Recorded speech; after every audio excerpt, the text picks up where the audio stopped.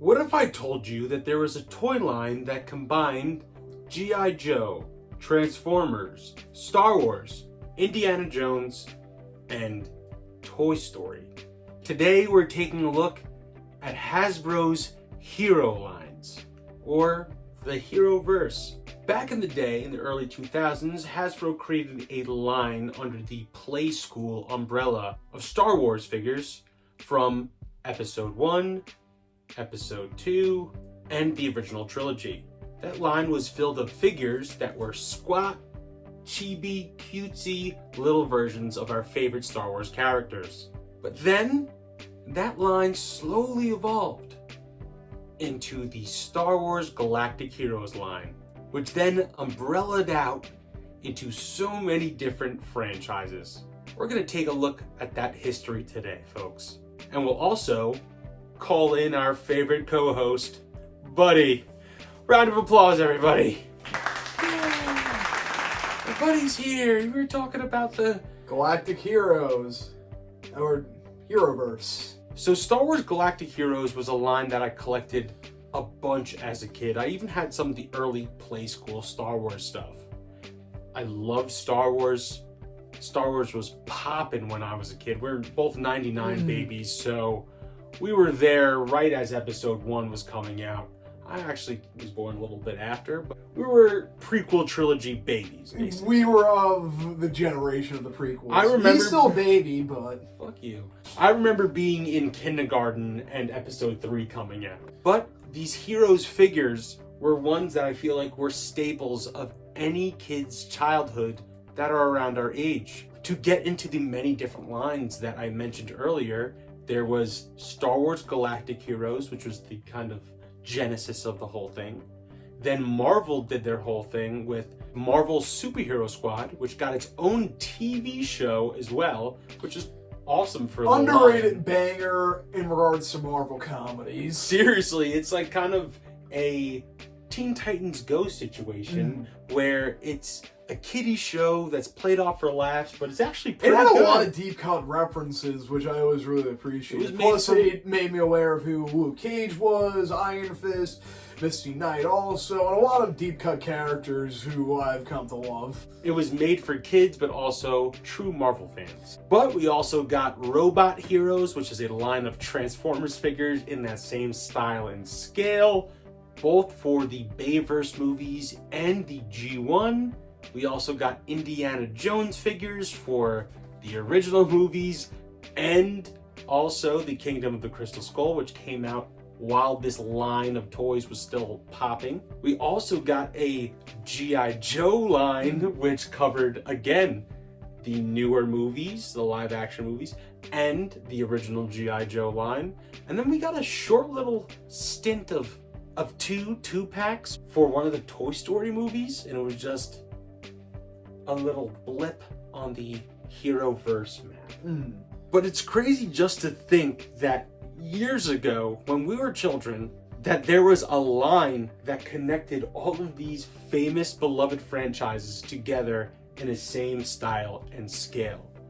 I recently got back into the line through just going through my collection and trying to, purge some things, display some other better thing, do what any collector does. But I saw some of these older figures and I was like, damn, I need to beef out this collection. I started buying so many Galactic Heroes, so many Superhero Squad figures. There's even a great Comic-Con exclusive with Doom in his little robe and holding a mug. I absolutely love this line. This series of figures is also so amazing because it's a way to get so many characters in the same style and built a really nice collection with a cheaper price point, but also great figures. The style takes a little bit of getting used to, you know? They're chibi. When we got more of the play school figures, they were a lot more like Baby Eyes and Kitty, but as we went on, the style got more refined. They really came into their own later in the line. Most of the Heroes lines lasted very, very shortly, except for Marvel Superhero Squad and then Star Wars Galactic Heroes. Since Superhero Squad had a TV show, its legs went a little longer. But surprisingly, Star Wars Galactic Heroes is still going on today. It's an ever-evolving line that took the original chibi figures, made them taller, lankier, more articulated, almost more akin to a modern Imaginext figure, which breaks my heart.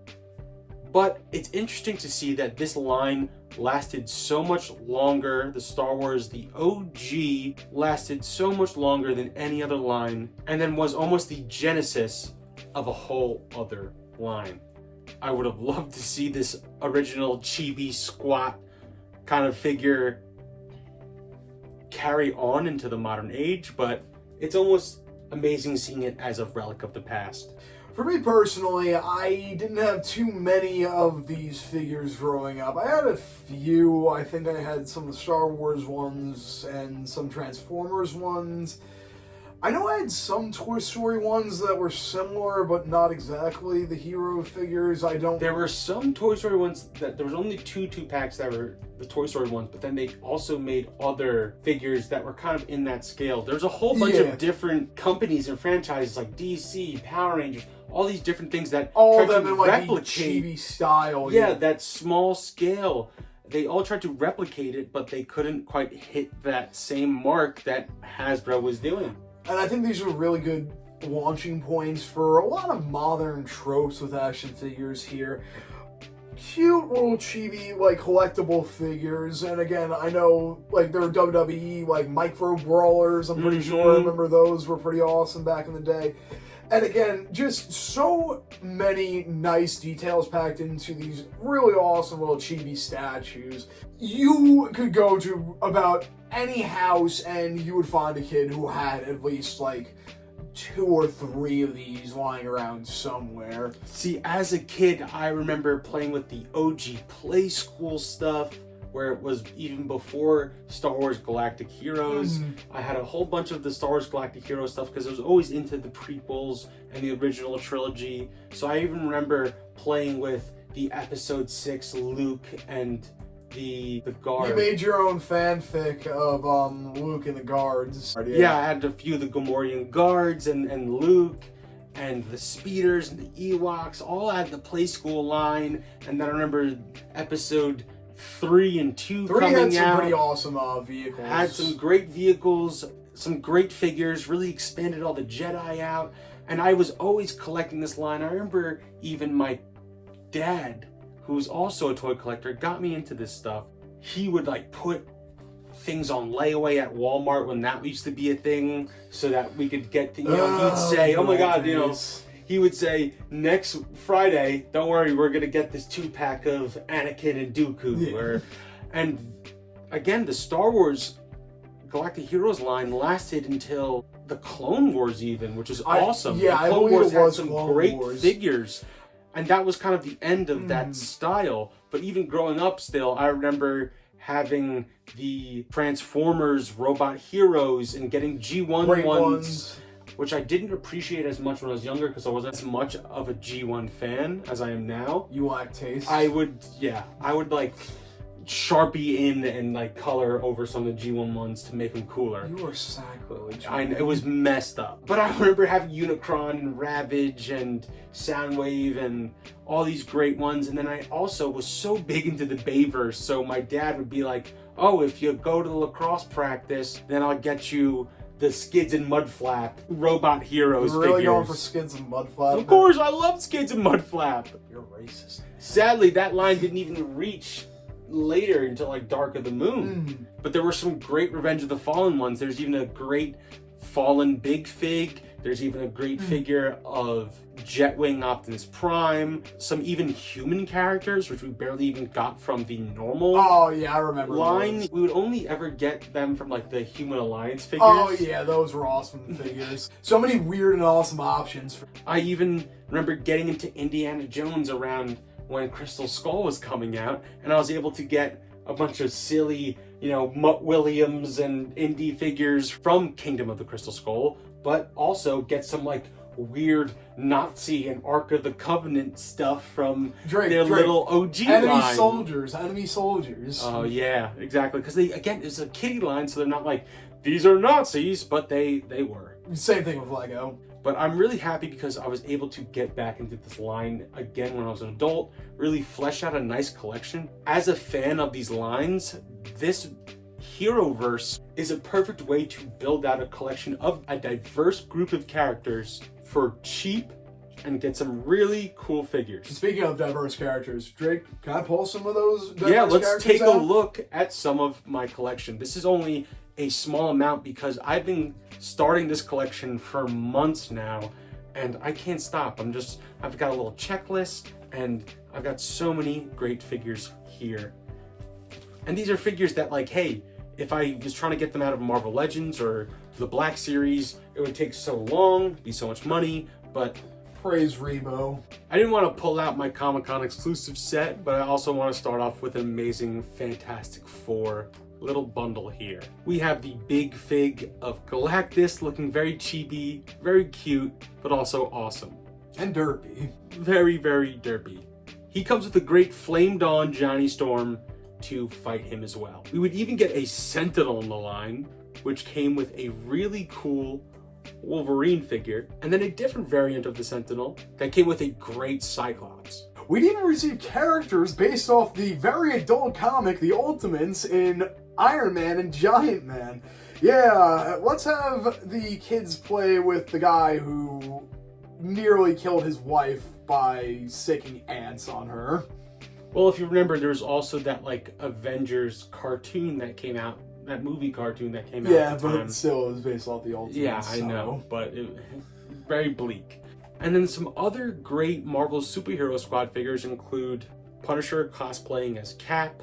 Deadpool is another great one. I even want to get that X-Men Origins Deadpool because Brockapool. Yeah, just because it's so silly. And they even had a great Hulk wave for the Hulk movie, which included comic Hulk figures like this Silver Surfer and Hulk from Planet Hulk. What wonderful figures to add to this collection. Again, it's so diverse. Absolute S-tier Hulk storyline, Planet Hulk. Now to get into some of my favorite Star Wars Galactic hero figures, we have my favorite Star Wars character, Max Rebo. Praise Rebo. With his little piano there. What a great figure. It's such a great representation of Max, and I love that he comes with a full piano. Also, this Anakin figure from the OG Clone Wars 2D cartoon is so amazing. I love that he has the tattoos from that one episode. A Dirge figure, which is absolutely amazing. Dirge is one of my favorite characters from that show and one of my favorite Star Wars characters in general, so it's always great to get a nice figure of him. Incredibly underrated character. I love Dirge. Talking the vastness of the line, we have two Kit Fistos, one based off the movie appearance and the other one based off his appearance in the Clone Wars animated series from 2008. And my favorite character, well, my favorite Jedi at least, is Kit Fisto. So I needed to get both versions because, again, they're just both great representations of Kit Fisto from Episode 3 and also the Clone Wars. Do you remember the first time you realized there was like a slight design change to Kit Fisto in regards to the movies? No, it took me a very, very long time. It's subtle, but it's like one of those like, oh my god, yeah. It's such a weird thing once you notice it, but still really cool little detail. But even then, Kit Fisto was one of my favorite Jedi back from that original Clone Wars 2D series when he's in the water with his water lightsaber and he's just chopping shit up droids and stuff. Yeah, it's so awesome. And then even to get an Obi-Wan figure in his clone armor, so sick with a removable helmet. And then again, there's two different General Grievous figures. Sadly, I don't have the Episode 3 one yet. It's on the way. But This Clone Wars one is amazing. It's got articulation in each one of his hands. He's got 4 arms, 4 lightsabers. Sadly, the episode 3 one only has a lightsaber and a blaster, but it looks amazing. It is very aura heavy. I love seeing Grievous with the blaster. He's got the cape and everything, but this is just a great chibi representation of Grievous in the Clone Wars CGI series. Even then, that was just scraping the surface of my Heroverse collection. This is a beloved line for me, something that I loved as a kid, and I still love now. I think I have a greater appreciation of it as an adult. 100%. Seeing how, I won't lie, when I was a kid, there was a little bit of a part of me being like, oh, this is too kiddie for me. I want to be seen as an adult. Let me play with my micro WWE figures. Don't listen to that. WWE figure, come on. You are a non-believer. Once you see the light of pro wrestling, you'll be thanking me, Trickster. But just looking at these figures in this video and this whole line, it was such a trip down nostalgia lane. It was so great to be able to talk about something that's kind of near and dear to our hearts and something that we grew up with as children and kind of was a staple of our childhood. These figures, again, they're very stylized, but they got their charm to it. Just picking up that one Deadpool figure, it just brought me back to reading those classic Daniel Way Deadpool comics, man. Oh, it was so nostalgic. Again, I wish this line still kept on with that same style, that same squat pose. And again, Hasbro, you were just sitting on money, seeing how we are in the age of early 2000s nostalgia, so... Yeah, seriously. Do some re-releases or something. Hope you enjoyed this video. Remember to like, comment some other lines, some other nostalgic things that you want us to cover. I remember there was a lot of weird chibi stylized Star Wars stuff back in the day that I used to have. A lot of beautifully cursed stuff. Yeah, some almost like rescue hero type stuff, like some crazy stuff. Let me know if you want us to cover some stuff like that. Remember to like, comment, subscribe, everything. Thank you so much. Hope you enjoyed this video, and have a good one, folks. Take it easy. Praise Rebo. You're racist. Fuck you, no. This is a fucking disaster.